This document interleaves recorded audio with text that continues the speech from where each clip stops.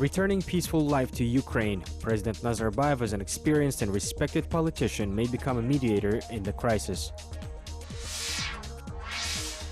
Military cooperation for collective security, the CSTO summit held in Moscow. Not 3 but 5, 2 new members have joined the European Economic Union ahead of the official start date. Innovation, the engine of industrialization. New industrial enterprises bring trillions of tenge to the state treasury. How to believe in a New Year's fairy tale. Gifts and greetings to children from the President of Kazakhstan.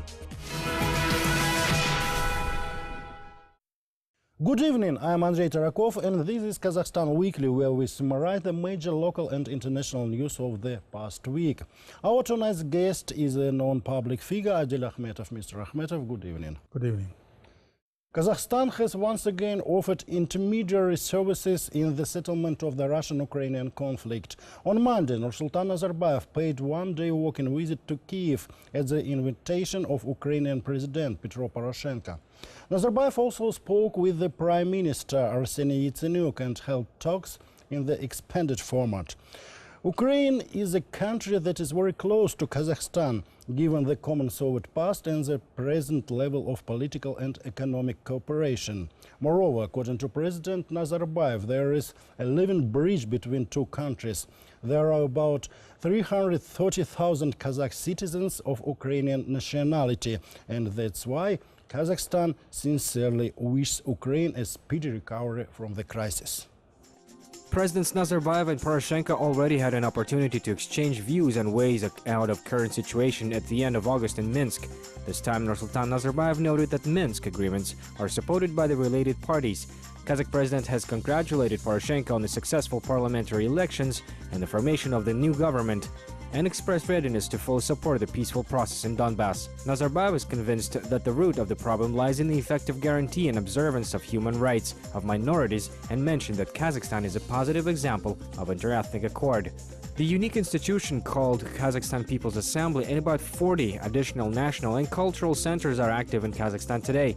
These communities preserve their languages, cultures, and traditions of all nations whose common homeland is Kazakhstan. According to Nursultan Nazarbayev, Ukraine may use Kazakhstan's experience of peaceful coexistence of different nationalities. The sides also discussed ways to restore economic cooperation, which has dramatically weakened over the recent months due to some obvious reasons. Presidents have agreed that the Intergovernmental Commission shall tackle these issues. It is also necessary to hold business forums for entrepreneurs.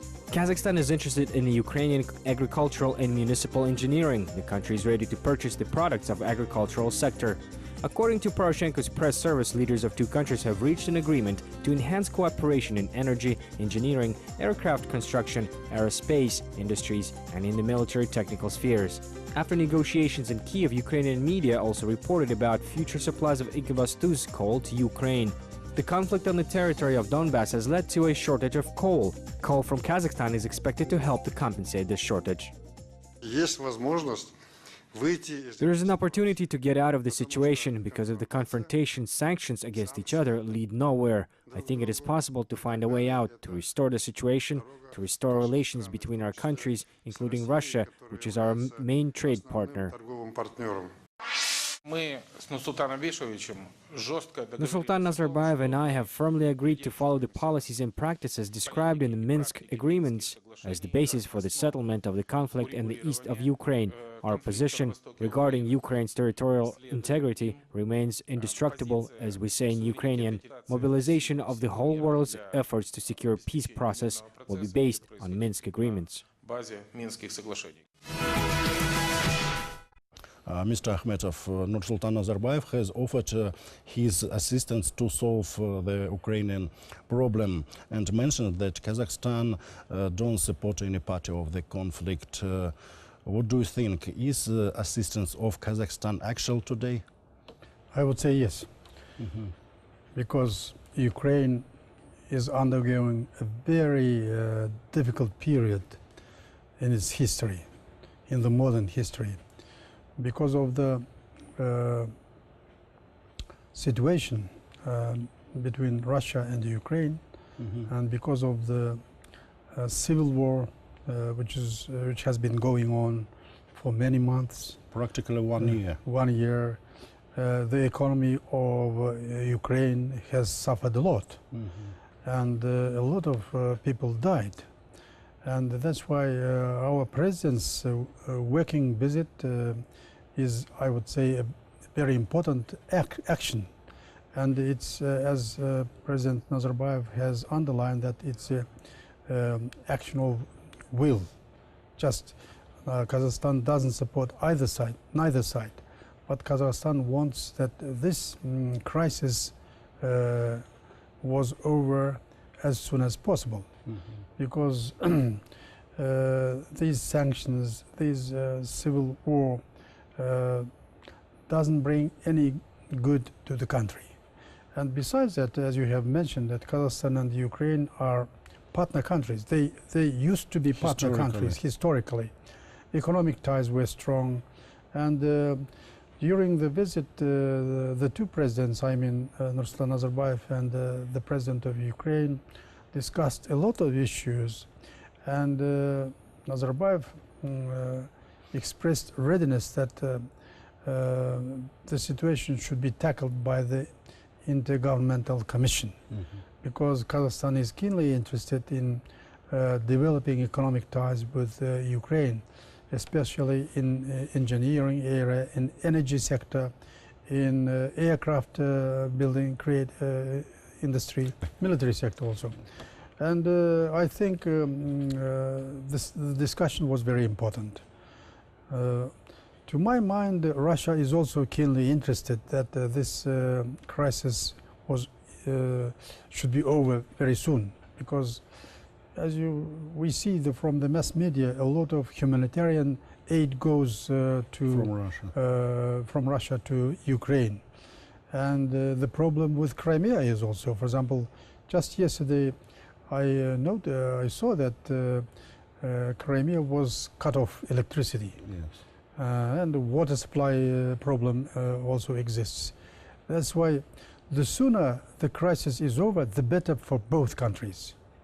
That's why President Nazarbayev's visit, I think, is of paramount importance, because, for example, he can propose some solutions, as, for example, it is not easy, for example, for Putin to solve all the problems and to prompt all the problems. That's why from this point of view, Kazakhstan, as a member of the Eurasian Economic Union country, together with Belarus, I think they might bring some good prompts, good solutions to this crisis. I think this is all. And President Nazarbayev's offerings were well accepted by the Ukraine side. And they are realistic. Very realistic. Countering the Islamic State, ISIS group was on the top of the agenda at the Collective Security Treaty Organization, CSTO, meeting in Moscow. The CSTO member states, Russia, Belarus, Kazakhstan, Kyrgyzstan, Tajikistan and Armenia, don't border with Syria and Iraq, where the ISIS is operating.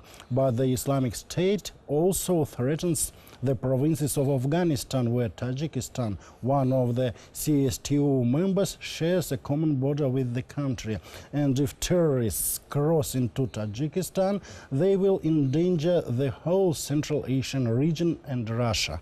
Russian President Vladimir Putin stressed the necessity to focus on the Tajik-Afghan border and provide Tajikistan with financial and material assistance for the modernization of the armed forces. The members of the Islamic State also pose another threat. There are people from the Central Asian countries, and their repatriation may affect national security. Therefore, the CSTO member states will take action against those who were involved in the armed conflict as part of ISIS. More than 20 agreements were signed during the meeting. One of them is aimed to form collective air forces. Vladimir Putin showed his colleagues the new building of the National Center of Defense of Russia. The headquarters will be located in this new building. According to the Russian president, stressed that the center was established according to Russian technologies with powerful computer software, which doesn't have analogs in the world. He also added that all CSTO member states will be included in the work of the management of the Defense Center.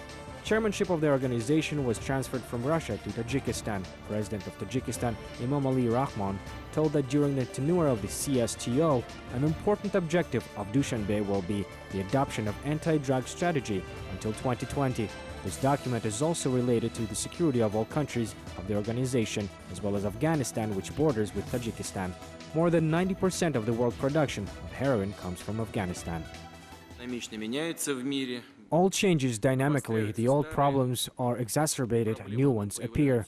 The CSTO member states are required to show concerted action to counter terrorism and drug trafficking. The current situation causes concern. There are militias of the so-called Islamic State, which threaten to include some provinces of Afghanistan in the so-called Islamic Caliphate. Terrorist groups are trying to extend their activities to Central Asia. The CSTO is open for constructive interaction. It acts according to the Charter. Decisions that will be made today will strengthen cooperation even more. The efficiency will increase. Mr. Akhmetov, is CSTO organization able today to withstand external threats? Yes. The answer is yes, because CSTO countries, from time to time, they get together and they discuss different issues. Now, for example, this last meeting was devoted to the threat which is coming from the Islamic State side, because Islamic State terrorists are very active now in Iraq and in some parts of Syria, and that's why it's very dangerous, I would say, action. And that's why CSTO countries discussed this issue very, very seriously. The reason is CSTO, for example, terrorists might penetrate our neighboring countries. For example, though Kazakhstan doesn't bother with Syria or Iraq or, let's say, Afghanistan, but Tajikistan, for example, Tajikistan, Uzbekistan, they border, Turkmenia border with those conflict areas. That's why if the terrorists penetrate these countries, into these countries, it will create a threat not only to Tajikistan, Uzbekistan, or Turkmenistan, but also to all the Central Asian countries. That's and why Russia also. Also, yes, because on the other hand, 90% of the drugs, for example, are created in Afghanistan. This is another threat. That's why I think the last meeting was of paramount importance. And the member countries came to the conclusion that they will fight together against the threats, against the challenges which are coming from the Islamic State side. The Eurasian Economic Union, EAEU, originally proposed by Nursultan Nazarbayev, is gaining its momentum. The Eurasian Troika, consisting of Kazakhstan, Russia and Belarus, will be joined by two other countries, Kyrgyzstan and Armenia. The news about Armenia's intention to join the EAEU was unveiled about 2 months ago, and the accession of Kyrgyzstan was announced on December 23rd at the meeting of the Supreme Eurasian Economic Council in Moscow. Belarus will become the first country to chair the EAEU. At a joint press conference after the meeting, with the President of Kazakhstan noted in his speech that the year 2015 will signify the beginning of a new stage of Eurasian integration in history. Nursultan Nazarbayev noted that the idea of creation of the Eurasian Union was originally mentioned by him in 1994 during a speech at the Lomonosov Moscow State University. With the accession of Kyrgyzstan and Armenia, the EAEU market will be expanded to 180 million people. And according to the President of Kazakhstan, now in the vast territory from the Baltic to the Pacific, from the Arctic to the Tian Shan range, more than 180 million citizens of the EAEU member states are gaining an equal opportunity for running businesses, free trade and employment, usage of communications, expansion of inter-regional cooperation and humanitarian cooperation. The President of Russia announced that the other countries may join the EAEU. According to Vladimir Putin, preparation of a draft agreement on free trade with Vietnam has entered the final stage. Also, similar agreements with Turkey, India and Israel are being worked out. At the meeting, a document was signed on the establishment of a single pharmaceutical market and medical products. The document will come into force January 1, 2016. Vladimir Putin noted that the common electricity market of the Eurasian Economic Union will begin to operate from 2019, and the common oil and gas market will set to operate from 2025. By this time, it is planned to create a common financial market. The Eurasian Economic Union Treaty, which includes Kazakhstan, Russia, Belarus, Armenia and Kyrgyzstan, will come into force from the 1st of January next year. For the first time in history, an economic union with a powerful natural and resource potential is being created on the vast territory of Eurasia on a voluntary and equal and mutually beneficial basis. It is strategically important in the global and regional level transport, energy and technology system. We have combined our economic potential responding to the challenges of the 21st century. The Eurasian Economic Union is created for ordinary people and their interests. Mr. Akhmetov, how can you assess the future of the Eurasian Economic Union? This union, of course, is a very young union, I would say, though preparation for creating this union we spent more than 20 years. Yes. It's a long period. The first idea was pronounced by our president in 1994 in at Moscow the Moscow State University. And since then, the politicians, business sectors of the three countries have been discussing all the issues. And at last they came to the conclusion that they would sign the agreement, and the agreement was signed in Astana on the 29th of May of this year. And beginning with the 1st of January 2015, this union will start. And that's why, days. Yes, just a few days have been left. I would say in any way this union creates a very big market. For example, Kazakhstan's population is only 17 million. Now, from now on, from the 1st of January, Kazakhstan's, for example, goods, capital or working force services might go to a wider market. About 200 million people. About almost 200 million people, or exactly 170 million people. That's why, from this point of view, it is very beneficial, not only to our country, but both to Russia and Belarus. And on the other hand, even today, some countries express interest to, for example, to deal with this union. And not only former Soviet states. Absolutely, outside. For example, yes. India, for example, Pakistan might be, Turkey, and very many other countries. Israel, for example, is also interested. That means this union will widen in the future, because the countries which go into this union have a lot of resources. And for example, transportation system, and energy system, and banking system, and very many other resources. That's why all those countries are now investigating, studying very closely. And for the time being, it's too early what the future will show. But I'm quite sure that from this union, very many countries will win. This is my opinion. Nursultan Nazarbayev mentioned that Eurasian Economic Union is open to all states and organizations. What can you say about future cooperation between Eurasian Union and European Union? Yes, Putin also has underlined that. For example, the principles of Eurasian Economic Union don't contradict the principles of the World Trade Union, Trade Organization. And Kazakhstan is going into this organization very soon, And as for the countries which go into European Union, many of them are members to the World Trade Organization. That's why if the principles are the same, and these free trade between these two unions is quite possible.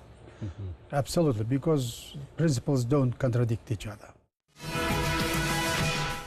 President Nazarbayev has chaired a national-wide teleconference on the country's industrialization progress. During the teleconference, the head of state has launched new projects under the map of industrialization and summarized the results of the first 5-year industrialization program implementation. Nursultan Nazarbayev has highlighted the progress in the development of the manufacturing sector, with the 70% of all the foreign investments attracted into this sector. Since the start of the industrialization program, Kazakhstan has launched 770 new enterprises and created 75,000 new jobs. The growth in the manufacturing has exceeded the performance of the extractive industries.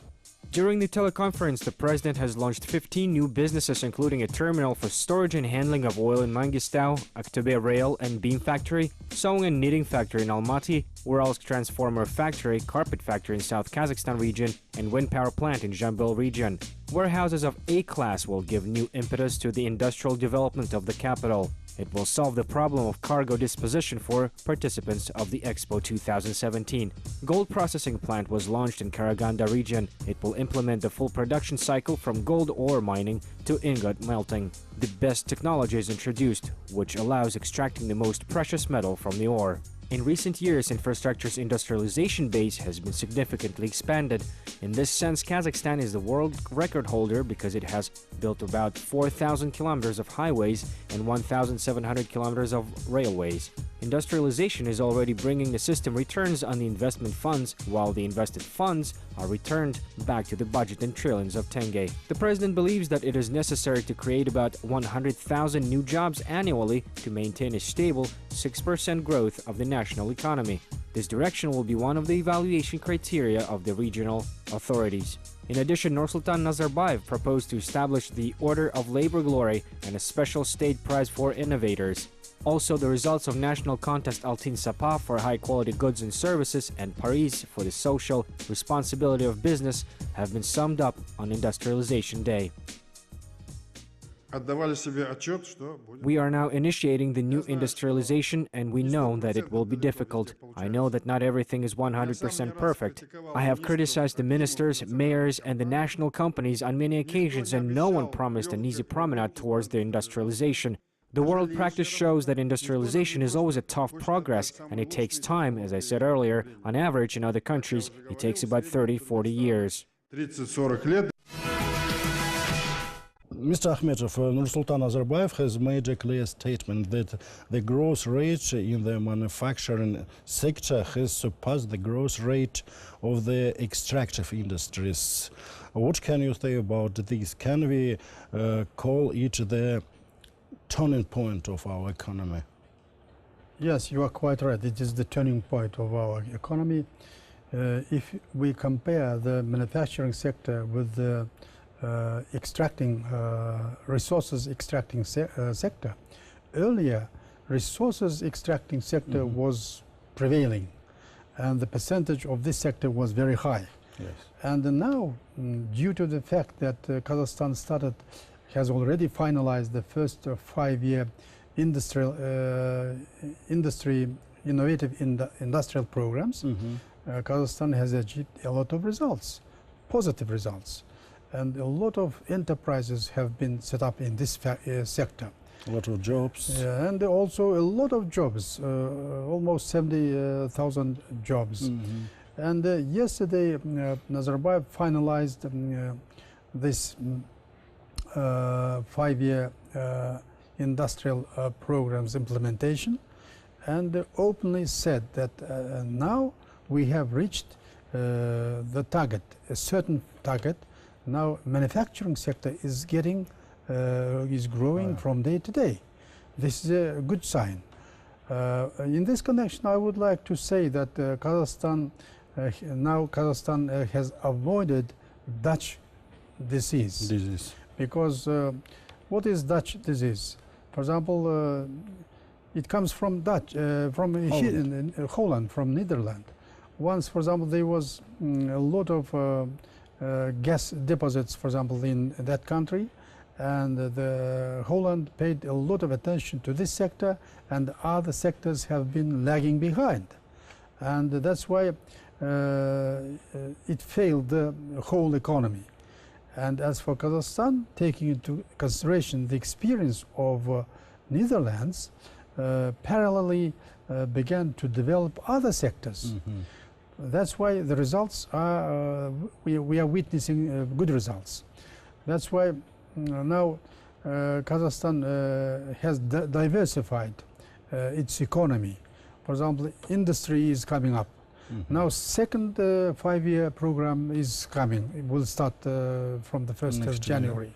That's why from year to year, this sector will prevail the extracting sector.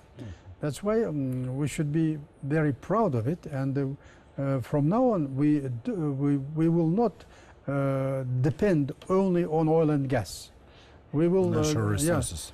Because we are developing our agricultural sector, our manufacturing sector, and the industry is coming up.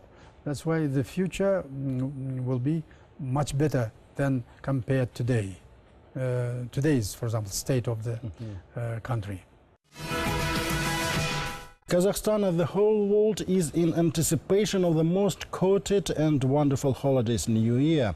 It is associated with the hopes for the best in the coming year and expectation of fulfillment of all wishes. Everybody is waiting for this event, especially children. It is tradition in Kazakhstan that children celebrate the New Year first. Every year, children attend the presidential New Year celebration. For the first time, it was held in the capital in 1997. Since then, it has become a tradition to organize a New Year celebration for children in Astana. Children aged between 9 and 13 years old become guests of the magic holiday for the 17th year. Palace of School Children has welcomed more than 300 children, boys and girls from orphanages and boarding schools, children from low-income families and children with disabilities, as well as gifted children who have achieved success in their studies, sports, art, or social life. This year's scenario of the celebration was prepared at the request of the kids. Therefore, the festival was attended by both traditional and new characters with modern dance and music. A decorated New Year tree is the main symbol of the holiday. Bright theatrical performance with spectacular scenery and dresses, exciting games, emergence of fabulous guests all took place around the decorated tree. The Santa Claus, Snow Maiden, Sea Princess, the heroes of Kazakh folk tales, and many other characters told their young guests about the core values of their native country.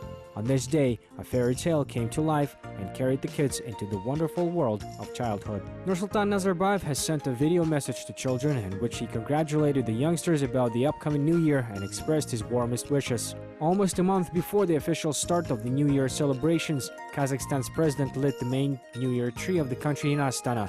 The ceremony was held for the 7th consecutive year. The head of state lit it on the day of the first president of Kazakhstan, December 1st. The 25-meter-long spruce was installed in front of Astana Opera State Theater. 8,000 meters of tinsel, 2,000 colorful balloons, and other elements of decoration were used to decorate the tree. New Year trees were lit on that day in all regions of Kazakhstan. Dear children, independent Kazakhstan is doing everything we can for the future of our young citizens. Kindergartens and schools and sports facilities are made for you to be educated, to be healthy, for you to become good citizens who will lead our country forward. Our generation has established an independent Kazakhstan and set everything out for your development. You are a happy generation because you were born and live in conditions of independent Kazakhstan. Be happy. May the upcoming New Year make your dreams come true. Let the fairy tales come true. I wish you to be joyful, happy, and for all your dreams to come true. I congratulate you on this holiday and the upcoming New Year. Mr. Akhmetov, this program is the final one in this year. Only a few days are left before 2015. How did you celebrate these holidays, and what would you like to wish to our viewers? In this connection, I would like to say a few words more. For example, this celebration of the New Year, if you go back to the history, for example, to set up Christmas trees are a pure symbol of Christianity.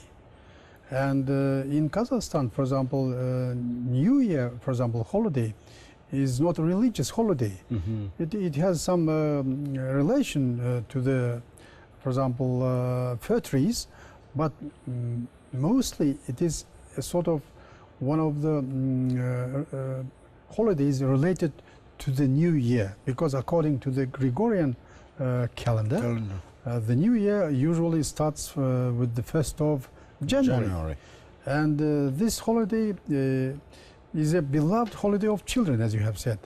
And that's why our president-elect has given start to fir trees or just on the 1st of December, as you remember. Yeah. And just a few days, for example, Euronews has shown an episode when a fir tree was erected on the Vatican Square. And Euronews has accented that this is ancient Christian symbol. But in our country, it's not a religious, for example, holiday. It's just ordinary holiday related to the New Year, and which is very liked by the children most of all. Sweets, presents, and so on and so forth. And adults also celebrate this holiday as the beginning of the new year. And they connect their wishes, goodwill with the new year. This is all. It has nothing to do with religious, for example. Quite right.